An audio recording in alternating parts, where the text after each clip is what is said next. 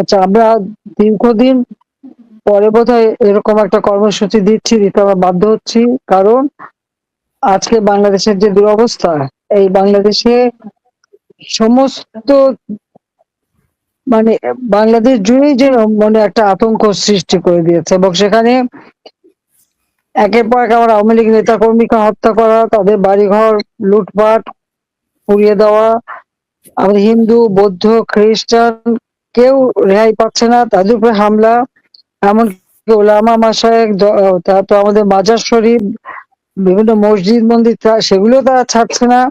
মানে চরম ভাবে মানবাধিকার লঙ্ঘন করে যাচ্ছে, তার উপর রাষ্ট্র চালাতে সম্পূর্ণভাবে ব্যর্থ। এমনকি প্রত্যেকটা জিনিসের দাম বেড়ে গেছে।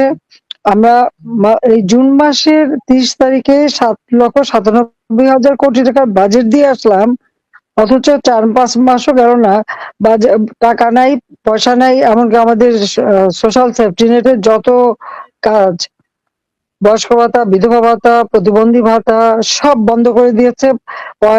মুক্তিযোদ্ধাদের উপর চরম অবমাননা, তাদের ভাতা বন্ধ। আমাদের মানে মানুষের জীবনের জন্য কোনো মূল্য নেই। প্রত্যেকটা থানায় আক্রমণ, থানা জ্বালিয়ে দেওয়া, থানার মধ্যে পুলিশটাকে তাদেরকে পিটিয়ে মারা, এমনকি একটা অন্তঃ পুলিশ কনস্টেবল বারবার মাপ চাওয়া সত্ত্বেও তাকে হত্যা, এবং যাকে যেখানে পাচ্ছে কোপাচ্ছে, হাত কেটে দিচ্ছে, মারছে। এবং আওয়ামী লীগের তো অগণিত নেতা কর্মী, প্রায় আমরা এই পর্যন্ত প্রায় 400-র কাছাকাছি নাম পেয়েছি যাদেরকে নির্মমভাবে হত্যা করেছে। তার উপর কয়েক হাজার, 5,000 বিষয়ের মতো আহত। এমনকি ছেলেকে পায়নি, মাকে কুপিয়ে মারি, অথবা মা আর এক জায়গায় দেখলাম মাকে অ্যারেস্ট করে নিয়ে গেছে। মা, চাচি তাদেরকে আগুন দিয়ে পুড়িয়ে মারা, বাপ ভাই কাউকে ছাড়ছে না।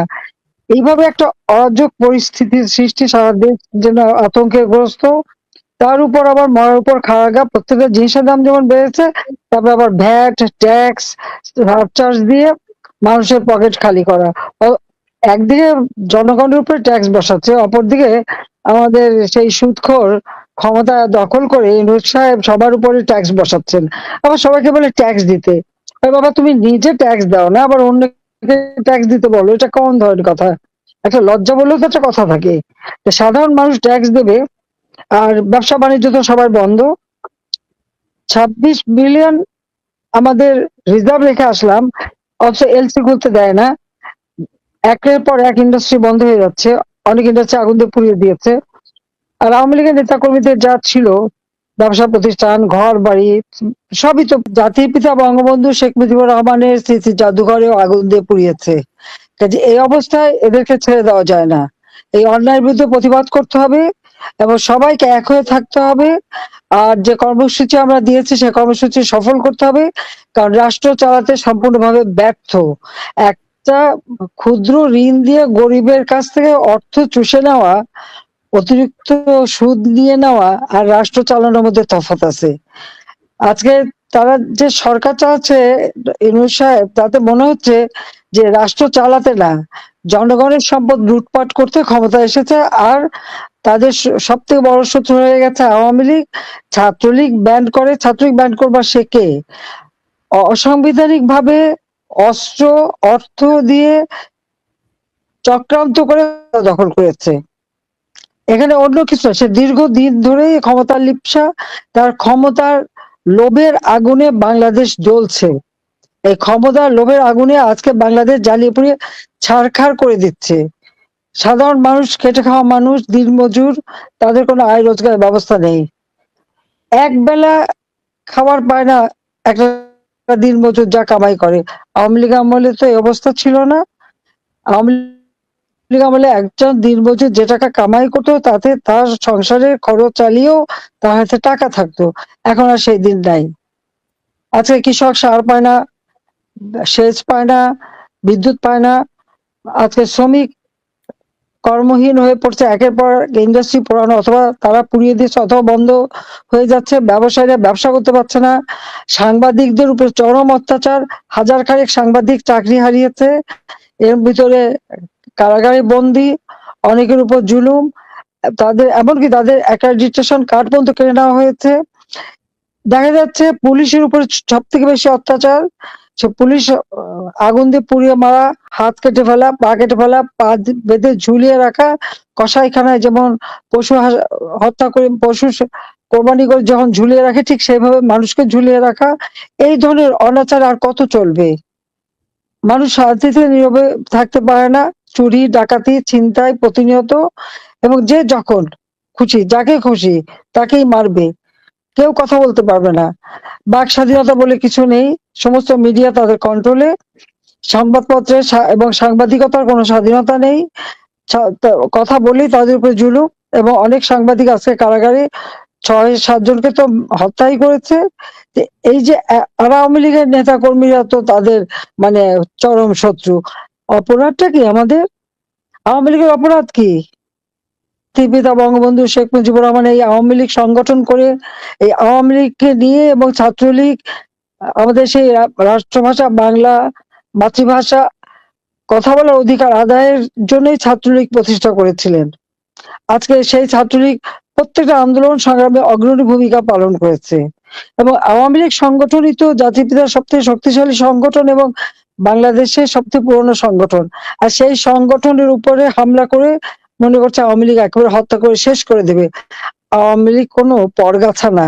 আওয়ামী লীগ কোনো অবৈধভাবে ক্ষমতা দখলকারীর পকেট থেকে বের হয়নি। আওয়ামী লীগ এদেশের মাটি মানুষের সংগঠন, এবং মাটি মানুষের কথা বলেই আওয়ামী লীগ গড়ে উঠেছে। আওয়ামী লীগ গড়ে উঠেছে বাংলাদেশের সাধারণ মানুষের অধিকার প্রতিষ্ঠার জন্য, এবং সেটা আমরা প্রমাণ করেছি।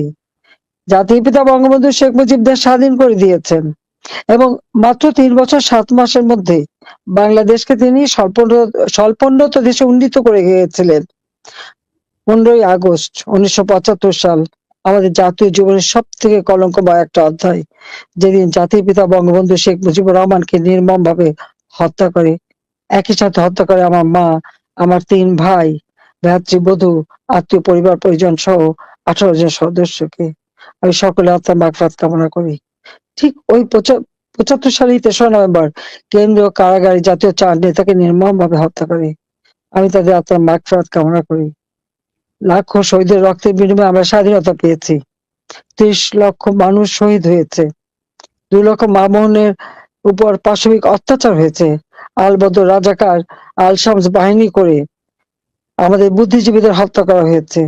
নারীদেরকে ওই সেনা ছাউনিতে তুলে দেওয়া হয়েছে।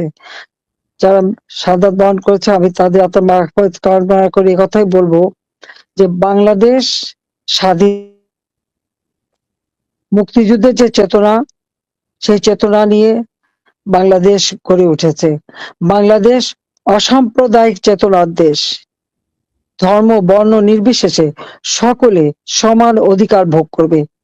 প্রতিটি ধর্মীয় অনুষ্ঠান স্বাধীনভাবে পালন করতে পারবে। বাংলাদেশ শান্তির দেশ। প্রতিটি মানুষের জীবনে শান্তি এবং মানুষের জীবনের যে মৌলিক অধিকার, সে অধিকার নিশ্চিত করা, সেটাই আমাদের কাজ। আর আওয়ামী লীগই একমাত্র সংগঠন। ২০০৮ সালের নির্বাচনে ২৩৩টা সিট পেয়েছিল আওয়ামী লীগ। তারপর থেকেই আওয়ামী লীগের বিরুদ্ধে চক্রান্ত শুরু। কিন্তু সেই সকল চক্রান্ত অতিক্রম করে আমরা পর ৩ বার, একটানা ৪ বার আমরা ক্ষমতা এসেছি। কিন্তু আমরা যে ক্ষমতা এসেছি সেটা তো ব্যর্থ হয়নি। আমরা বাংলাদেশকে জাতির পিতা যেখানে ১৯৭৫ সালে স্বল্পোন্নত দেশ হিসেবে রেখে গিয়েছিলেন, এরপর আওয়ামী লীগ ক্ষমতা এসেই বাংলাদেশকে আর্থ সামাজিক উন্নয়ন করে উন্নয়নশীল দেশের মর্যাদা এনে দিয়েছে। আজকে বাংলাদেশ কোথায় গেছে? ঠিক এই জুলাই মাস পর্যন্ত, তার আগ পর্যন্ত বাংলাদেশের একটা মর্যাদা ছিল বিশ্বব্যাপী। বাংলাদেশকে উন্নয়নের রোল মডেল হিসেবে চিহ্নিত করা হতো, সম্মান দেওয়া হতো। বাংলাদেশকে বলা হতো উন্নয়নের বিষয়, এবং আমরা তা করতে পেরেছিলাম। যেখানে দারিদ্রের হার ৪১% উপরে ছিল, আমরা তা কমিয়ে ১৮.৭% নামিয়ে আনি। হতদরিদ্র ২৫.১% ছিল, আমি ৫.৬% নামিয়েছিলাম। প্রত্যেকটা ভূমিহীন গৃহহীন মানুষকে বিনা পয়সা আমরা ঘর দিয়েছি। ছাত্রছাত্রীদের বৃত্তি উপবৃত্তি দেওয়া হয়েছে। প্রায় ৪ কোটি শিক্ষার্থী উপকৃত হতো।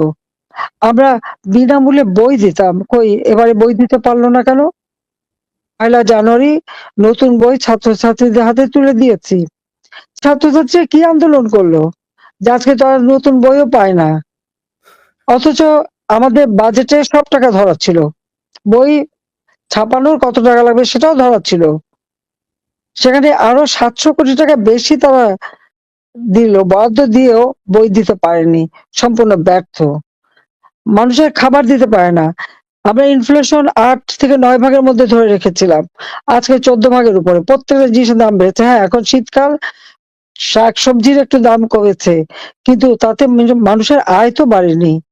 কিন্তু আমাদের সময় মাথাপিছু আয় আমরা ২,৭৯৩ মার্কিন ডলার উন্নীত করেছিলাম। আমাদের প্রবৃদ্ধি আমরা ৭.০২৫-এ অর্জন করি ২০২৩-এ। ২৪-ও আমাদের যে প্রান্তিকে আমরা আওয়ামী লীগ ক্ষমতা থাকতে ৬.০৪% আমরা প্রবৃদ্ধি অর্জন করেছিলাম। আজকে সেই নোবেল লরেট ইউনূস সাহেব ক্ষমতায় এসে সেই প্রবৃদ্ধি ওই একই প্রান্তিকে কমিয়ে এনে ১.৮ ভাগে নামিয়ে আনে। দেশকে এগিয়ে নিয়ে যেতে দেয়নি, পিছিয়ে দিচ্ছে। একের পর এক ব্যাংক বন্ধ হয়ে যাওয়ার উপক্রম, শেয়ার মার্কেটের টাকা সব লুটপাট, আর বাজেটে যত টাকা রেখে এসেছিলাম আমাদের সামাজিক নিরাপত্তা, ছেলে মেয়েদের বই, মৃত্যু প্রবৃত্তি, বা বয়স্ক ভাতা, বিধবা ভাতা, প্রতিবন্ধী ভাতা, মুক্তিযোদ্ধা ভাতা থেকে শুরু করে দেশের উন্নয়নে যতগুলি কাজ আমরা করে যাচ্ছিলাম, সেই অর্থ সম্পদ সবই লুটপাট করে নিয়ে যাচ্ছে। গ্রামীণ ব্যাংকের টাকা পাচার করেছে, গ্রামীণ ফোনের টাকা পাচার করেছে, এখন আমাদের বাজেটের টাকাও পাচার, এবং মানুষের অর্থ আত্মসাৎ, তার উপর ভ্যাট, ট্যাক্স সবকিছু দিয়ে মানুষের পকেট খালি এবং ইউনূসের পকেট ভারী। এটাই তারা করে যাচ্ছে। আজকে একটা কথা বলবো, ডক্টর ইউনূস, তার ভাই, ব্রাদার, বোন, তাদের ভাগ্নে, ভাতিজা যে যেখানে আছে, কার কত সম্পদ বাড়লো এটা হিসাব নিতে হবে। উপদেষ্টা মন্ডলী, তাদের এবং তাদের পরিবার, স্ত্রী অথবা স্বামী অথবা ভাই, ব্রাদার, ছেলে মেয়ে, কার কত বেশি সম্পদ হয়েছে সেটা দেখতে হবে। যারা তার ওই চেলা চামুন্ডা ছিল, সমন্বয়করা, তাদের এই ৪-৫ মাসের মধ্যে কত সম্পদের মালিক হলো তারা। তাদের বাপ, ভাই, আবার নতুন নতুন বিয়েও করেছে, শ্বশুর বাড়ি কত টাকা কামাই করলো, এই সব কিছু আজকে খোঁজ করে বের করতে হবে সবাইকে। আমাদের উপরে মিথ্যা আরোপ দেবে, মিথ্যা দোষারোপ করবে, আর নিজেরা একেবারে ধোয়া তুলসী পাতা হয়ে থাকবে, সেটা হয় না। কাজী সকলকে সজাগ থাকতে হবে। আর যে কর্মসূচি দিয়েছি, এই কর্মসূচি এখানেই শেষ না, কর্মসূচি আরো অব্যাহত থাকবে। জানি এদের কোনো মানবিকতা বলে কিছু নেই, প্রতিনিয়ত মানবাধিকার লঙ্ঘন করে যাচ্ছে, মানুষের জীবন কেড়ে নিচ্ছে, মানুষের আহার, বাসস্থান, চিকিৎসা, শিক্ষার সব অধিকার কেড়ে নিয়ে যাচ্ছে। ১ কোটি পরিবারের জন্য টিসিবির কার্ড করে দিলাম, মাত্র ৩০ টাকা কেজিতে চাল কিনতে পারবে। ২০ লক্ষ মেট্রিক টন চাল তো আমি রেখে এসেছি, তা চাল গেল কোথায়? কি করছে সেগুলি? যে আজকে চাল দিতে পারবে না, খাবার দিতে পারবে না, তাহলে ক্ষমতায় থাকা কিসের জন্য? শুধু নিজেরাই খাবে। ওই যমুনায় বসে বসে চর্বচর্য লেজ্জ পেয় নিয়ে সুখ করে খেয়ে যাবেন, আর আমাদের গরিব মানুষ ডাস্টবিনের কাছ থেকে খাবার কুড়িয়ে খাবে, এটা সহ্য করা যায় না। আমি অন্তত এটুকু বলতে পারি, আওয়ামী লীগ ক্ষমতা আসার পর অন্তত মানুষ এভাবে ডাস্টবিনের খাবার খেতে হয়নি। যে একবেলা খাবার পেত না, সে ২ বেলা ৩ বেলাও খাবার পেত, সে ব্যবস্থা আমি করে এসেছিলাম। পুষ্টির নিশ্চয়তা আমি করেছিলাম। ঘরের কাছে আমি তাদের যা চিকিৎসার ব্যবস্থা, ঔষধের ব্যবস্থা করে দিয়েছিলাম। মাতৃ মৃত্যু হার কমিয়েছে, শিশু মৃত্যু হার কমিয়েছে। আজকে বাংলাদেশের মানুষ কেন ডাস্টবিন থেকে খাবার কুড়িয়ে খাবে? এই জবাব ইউনূসকে দিতে হবে। কাজে আমি এটা বলবো যে আমাদের যে কর্মসূচি, এটা ঠিক, তোমাদের এখনই ঝুঁকি নিয়ে কিছু করতে হবে না। তোমরা সাধারণ মানুষের কাছে যাবে, আমাদের ওই শ্রমিক যে চাকরিহারা, গার্মেন্টস শ্রমিক, অন্যান্য ইন্ডাস্ট্রির শ্রমিক, আমাদের কৃষক আজকে যারা সার পাচ্ছে না, হাহাকার করছে, তাদের কাছে যাবে। আমাদের যারা সাধারণ খেটে খাওয়া মানুষ, আশ্রয়ের ঘর কেড়ে নিয়েছে যাদের কাছ থেকে, তাদের, এবং আমাদের অনগ্রসর জাতি যারা, এবং প্রত্যেকের খোঁজ নিতে হবে, তাদের কাছে যেতে হবে এবং তাদেরকে সাথে নিয়েই পথে নামতে হবে, তাদের দাবি আদায়। ভ্যাট, ট্যাক্স যা কিছু আজকে নতুন ভাবে দিতে যাচ্ছে, আমি বলবো এই ইউনূস সরকারের কোনো অধিকার নাই এই ভ্যাট ট্যাক্স দেওয়ার। ভ্যাট ট্যাক্স দিতে হলে আইন করতে হয়, পার্লামেন্টে পাস করতে হয়, উড়ে এসে জুড়ে বসে দেওয়া যায় না। আজকে অবৈধভাবে ক্ষমতা দখল করেছে অবৈধ সরকার, যা কিছু নির্দেশ দেবে সবই অবৈধ। এবং এই অবৈধ কার্যক্রমের জন্যই মানুষের অধিকার কেড়ে নেওয়ার জন্য, মুখের খাবার কেড়ে নেওয়ার জন্য একদিন এদের শাস্তি পেতে হবে। প্রতিনিয়ত মানবাধিকার লঙ্ঘন করবার জন্য শাস্তি পেতে হবে। কাজে এই শাস্তি অবশ্যই তাদের হবে ইনশাআল্লাহ, এবং সেদিন বেশি দূরে না, এটুকু আমি বলতে পারি। আমি আছি, হ্যাঁ জানি। 5ই আগস্ট তাদের একটাই লক্ষ্য ছিল আমাদের 2 বোনকে হত্যা করা। 15ই আগস্ট আমরা বিদেশে ছিলাম, হত্যা করতে পারেনি। সেই খুনিদের অসমাপ্ত কাজই তারা করতে চেয়েছিল। কিন্তু আল্লাহ রাব্বুল আলামিন এবং দেশের মানুষ, আমার পার্টির নেতাকর্মী তো বারবার আমাকে বাঁচিয়ে আনে। 21শে আগস্ট গ্রেনেড হামলা থেকেও আমাকে বাঁচিয়েছিল। কারণ কিছু কাজ বাকি ছিল। যুদ্ধ অপরাধীদের বিচার, জাতির পিতার হত্যাকারীদের বিচারের রায় কার্যকর করা এবং দেশকে উন্নত করা। এই অভিশাপ থেকে দেশকে মুক্ত করেই আমরা বাংলাদেশকে উন্নয়নশীল দেশে উন্নীত করেছিলাম। আজকে আমাদের লক্ষ্য 2041 সালের মধ্যে বাংলাদেশ হবে উন্নত, সমৃদ্ধ, স্মার্ট বাংলাদেশ। বাংলাদেশের মানুষ আজকে সব থেকে কষ্টে আছে, বাংলাদেশকে পিছিয়ে দিয়েছে অনেক দূর, সেখান থেকে আবার বাংলাদেশকে এগিয়ে নিয়ে যেতে হবে। আর এই কাজটা বাকি আছে বলেই বোধহয় খোদা আমাদেরকে বাঁচিয়ে রেখেছেন। কাজে আমি যত দূরেই থাকি আমার মনটা বাংলাদেশেই পড়ে আছে, আর আমি বাংলাদেশেই আছি।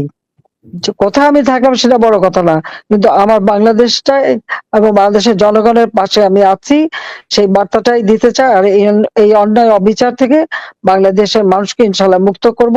কাজে এই আন্দোলনের যে কর্মসূচি আমরা দিয়েছি, তোমরা প্রত্যেকের ঘরে ঘরে যাবে এবং আমাদের বার্তাটা পৌঁছে দেবে এবং তাদের সকলের সুখ দুঃখের সাথী হবে, এটাই আমি চাই। জাতির পিতার প্রত্যাবর্তন দিবসে আমি বলেছিলাম সবাইকে যে শীতের কাপড় দিতে, অনেকে যারা দিয়েছে তাদের সবাইকে ধন্যবাদ জানাই, যে প্রত্যেকে তাদের কাছে পৌঁছে দিয়েছে। না হলে ইউনূসের সরকারের দেখলাম একজন উপদেষ্টা 4 লক্ষ টাকার কম্বল বিলাতে 8 লক্ষ টাকা খরচ, ওনারা আবার হেলিকপ্টার ছাড়া চলতে পারেন না। এক উপজেলা থেকে আরেক উপজেলা আবার হেলিকপ্টার লাগে। তো এই হলো তাদের অবস্থা। তো তার দেশের মানুষের জন্য কি করবে? নিজেরা করেই বাড়ি কুল পায় না, নিজেরা অর্থ সম্পদ লুটপাট করে নিচ্ছে। কি গাড়ি কিনবে, কি চলবে, এই নিয়ে ব্যস্ত। আওয়ামী লীগ তো সেটা করেনি। আওয়ামী লীগ মানুষের পাশে দাঁড়িয়েছে, পাশে ছিল। এক কলমের খোঁচায় সে স্থানীয় সরকারের নির্বাচিত সকল প্রতিনিধিকে বাতিল করে দিল। আজকে যদি স্থানীয় সরকারের সমস্ত প্রতিনিধিরা কাজ করতে পারতো, নিজেরা যেভাবে পারুক মানুষের পাশে তো দাঁড়াতো, মানুষের কষ্ট তো হতো না। কারণ তারা তো জনগণের নির্বাচিত প্রতিনিধি। অবৈধ ইউনূসের কি অধিকার আছে তাদের বাতিল করে দেওয়ার? প্রত্যেকটা কাজ করে যাচ্ছে। আজকে সংবিধান সংস্কার করতে চায়, এত বড় দুঃসাহস যে ওই সংবিধানে হাত দেয়। লাখো শহীদের রক্তের বিনিময়ে আমরা স্বাধীনতা পেয়েছি। জাতির পিতা বঙ্গবন্ধু শেখ মুজিব মাত্র 10 মাসের মধ্যে সংবিধান আমাদের দিয়েছেন। অনেকে কাটাছেঁড়া করেছে, কিন্তু সংবিধান বাতিল করবার সাহস কারো হয়নি, এবং এই সরকার তা পারবে না। এ অধিকার তাদের নাই, জনগণ সে অধিকার তাদের দেয় না, এটা তাদের মনে রাখতে হবে। কাজে জনগণকে আজকে রুখে দাঁড়াতে হবে, আর জনগণের পাশে দাঁড়াবে তোমরা। আমরা সবাই আছি তাদের পাশে। আমাদের বোধহয় যেদিন অবরোধ সেদিন পূজা আছে, কাজে পূজা থাকলে ওটা আমাদের যারা হিন্দু সম্প্রদায় তার সাথে আলোচনা করে প্রয়োজনে ওই প্রোগ্রামটা ভিন্নভাবে করা, আরো বেশি লিফলেট প্রচার, মানুষের কাছে দাঁড়ানো, অবরোধ বাদ দিয়ে ওটা করতে হবে। যদি তাদের অসুবিধা হয় সেটা জেনে নিয়ে, কারণ আমরা চাই আমাদের দেশের সকল ধর্ম বর্ণের মানুষই তাদের অধিকার সমানভাবে ভোগ করবে, যার যার ধর্ম শেষে পালন করবে।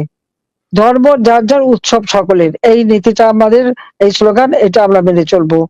তো সবাই ভালো থাকবে, সুস্থ থাকবে। আর তোমাদের যেভাবে বললাম, আমাদের মধ্যে যথেষ্ট অপপ্রচার করে, ওর তো টাকার তো অভাব নাই। বাংলাদেশের সব টাকা চুষে নিয়ে বিদেশে পাচার করেছে। এখন বিদেশে কত টাকা পাচার করেছে সেটা খুঁজে বের করতে হবে।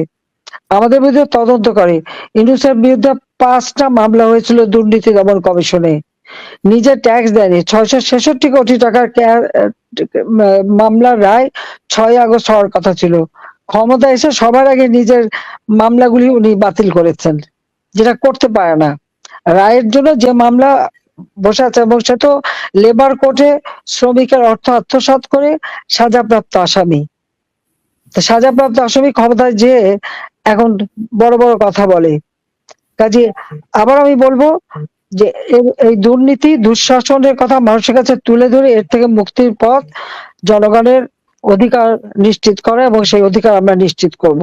এই প্রত্যয় নিয়ে সবাই এগিয়ে যাও, ইনশাআল্লাহ সাফল্য আমাদের আসবেই। জনতার জয় হবেই। জয় বাংলা, জয় বঙ্গবন্ধু, বাংলাদেশ চিরজীবী হোক। খোদা হাফেজ। জয় বাংলা, জয় বাংলা, জয় বাংলা। ঠিক আছে, ভালো থাকো সবাই। জি জি, ধন্যবাদ, থ্যাংক ইউ। আমি দেখতে পাচ্ছি তোমাদের। থ্যাংক আচ্ছা ইউ, ভালো থাকবেন আপনি। অনেক রাত হয়েছে, আমরা আচ্ছা, দুঃখিত আপনাকে এত রাত্রে হ্যাঁ, আমি ভালো আমাদের আছি, তোমরাও ভালো থাকো, সাবধানে থাকো। জি থ্যাংক ইউ সো আচ্ছা, মাচ। একটা কাজ, জি জি বলুন।